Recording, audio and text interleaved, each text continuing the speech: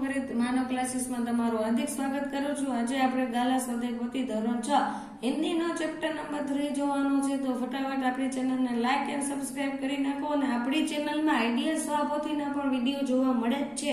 દરેક વિદ્યાર્થીને જો કોઈ તમારા ફ્રેન્ડને આઈડિયલ સ્વાપોથી આવતી હોય તો તેને પણ શેર કરો અમારી ચેનલ, જેથી એને પણ એ વિડીયો આઈડિયલના જોવા મળે। અને તમે ગાલાના કોઈ ફ્રેન્ડ હોય તો એને પણ શેર કરો, જેથી એ પણ જોઈ શકે અને એને પણ કહો સબસ્ક્રાઇબ એન્ડ લાઈક કરવાનું, જેથી અમારા દરેક વિડીયો જોઈ શકે। ચાલો આપણે પાઠ 3 નું નામ પહેલા જોઈ, સમજદાર નન્ही। સરસ પાઠ છે, મસ્ત છે, કહાની દર્શાવેલ છે આ પાઠમાં। તો આપણે એના વિકલ્પ જોઈ પહેલા। तो के बिच्छू को खाली जगह सूझी तो के शैतानी। बिच्छू अपनी गंदी आदत का खाली जगह था तो के गुलाम। बिच्छू के प्राण पुनः किसमें पड़ गए तो के संकट में। मौत सामने देखकर बिच्छू को किसकी याद आई तो के नन्ही की। बिच्छू ने किसी डंक न मारने का वचन दिए तो के निर्दोष को। बिच्छू दूसरी बार कहाँ गिरा तो के पानी की धार में। हवे छे खाली जगह। तो एमा बीजा प्रश्न में खाली जगह जो अपने पहली तो के नन्ही ने बिच्छू की खाली जगह पुकार सुन ली तो करो। बिच्छू खाली जगह में फंस गया था तो के दलदल। डंक मारना बिच्छू का खाली जगह है स्वभाव। मैं बिच्छू की खाली जगह आदत छुड़ाकर रहूंगी तो के गंदी। हवे छे सही वाक्यांश चुनकर लिखिए। तो के नन्ही ने बिच्छू को बचाया क्योंकि तो के उसे बिच्छू पर दया आ गई थी। नन्ही पीड़ा से तड़प उठी क्योंकि तो के बिच्छू ने उसे डंक मार दिया। પછી છે नन्ही को माँ के पास पहुंचने में देर हो गई क्योंकि तो के वह बिच्छू को बचाने में लग गई थी। हजी पाछળ एक आपेલું છે ચોથું, बिच्छू शर्म से पानी पानी हो गया क्योंकि उसे दूसरी बार बचाने वाली नन्ही को वह डंक मारने जा रहा था। હવે પ્રશ્ન નંબર 4 માં एक एक वाक्यना प्रश्न जवाब आपेला छे जे 1 मार्क में पूछे छे। तो आपणे एनुं सोल्यूशन करी। नन्ही कौन थी तो कि नन्ही एक बतख की बच्ची थी। बिच्छू ने नन्ही से क्या प्रार्थना की तो कि बिच्छू ने नन्ही से प्रार्थना की कि बहन मुझे बचा लो। नन्ही ने माँ के सामने क्या निश्चय किया तो नन्ही ने माँ के सामने यह निश्चय किया कि वह बिच्छू की गंदी आदत छुड़ा कर रहेगी। नन्ही ने क्या सोचकर बिच्छू को दोबारा जीवन दान दिया तो कि नन्ही ने यह सोचकर बिच्छू को दोबारा जीवन दान दिया कि शायद अब उसने डंक मारने की गंदी आदत छुड़ा दी होगी। बुरे व्यक्ति को हम सही रास्ते पर कैसे ला सकते हैं तो कि बुरे व्यक्ति को के साथ बार बार भलाई करके हम सही रास्ते पर ला सकते हैं। समझदार नन्ही कहानी से हमें क्या सीख मिलती है तो कि समझदार नन्ही कहानी से हमें यह सीख मिलती है कि धीरज और प्रेम से हम बुरे की बुराई भी छुड़ा सकते हैं।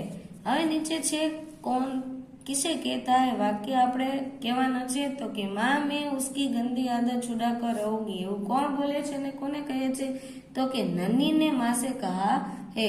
क्या करूं डंक मारना मेरा स्वभाव है। तो बिच्छू ने नन्ही से कहा है तुम यह गंदी आदत छोड़ दो नहीं तो मुसीबत में कोई तुम्हारी मदद नहीं करेगा।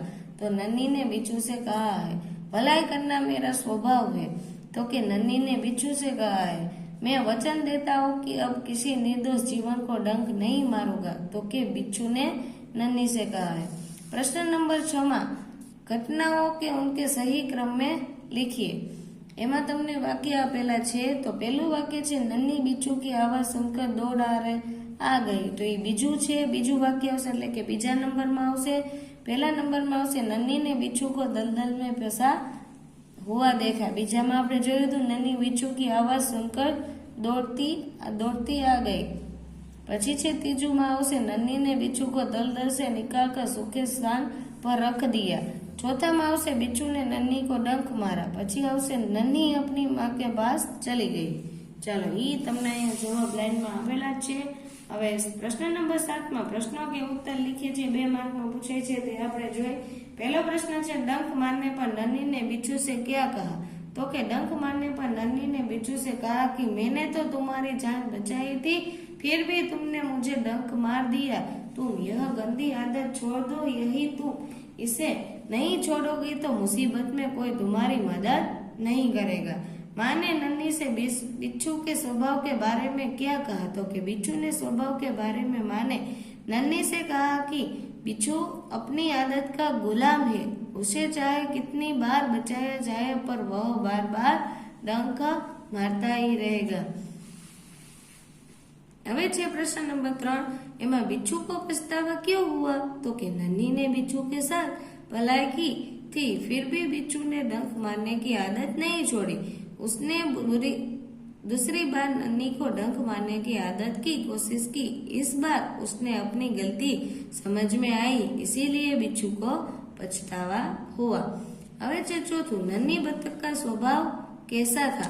तो कि नन्ही की माँ ने उसे सिखाया था कि वह भलाई के काम करे। जो नन्ही के साथ बुरा बर्ताव करता था उसके साथ भी वह भलाई करती थी। किसी से बदला लेने के लिए वह अपनी अच्छी आदत छोड़ना नहीं चाहती थी।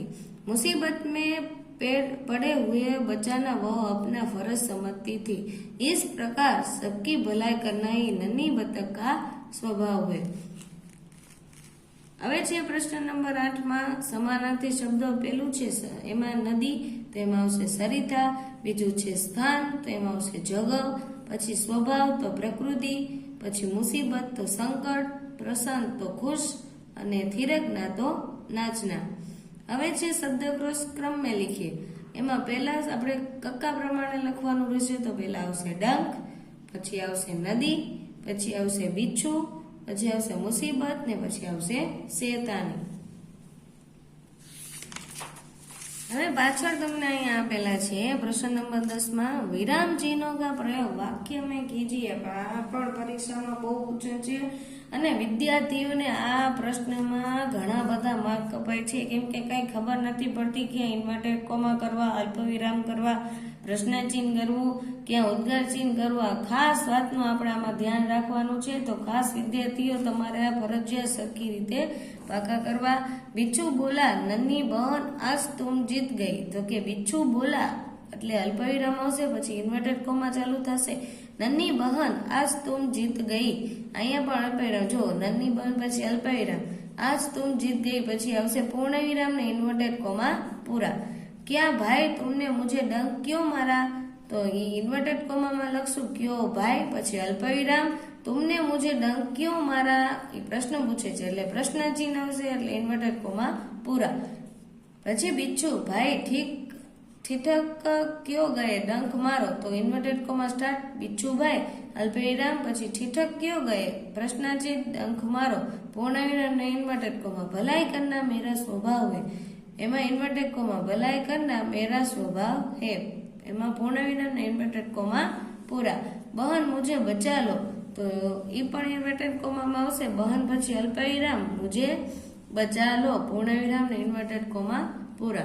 चलो मुहावरे का अर्थ लिखकर उनका वाक्य प्रयोग कीजिए।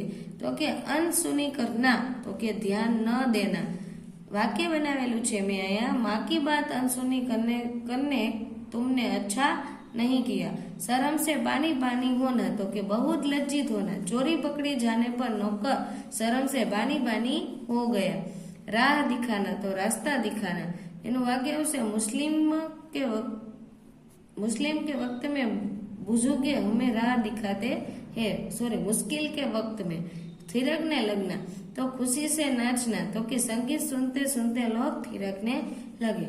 तो चलो आ वीडियो ने આપણે વિરામ આપશું, તો ફટાફટ આપણી ચેનલને લાઈક એન્ડ સબસ્ક્રાઇબ કરી નાખો, જેથી આઈડિયલ સ્વાપોથી અને ગાલા સ્વાપોથીના અથવા ધોરણ 10ના પણ અને 9ના પણ વિડીયો તમને અમારી ચેનલ ઉપર જોવા મળતા રહે।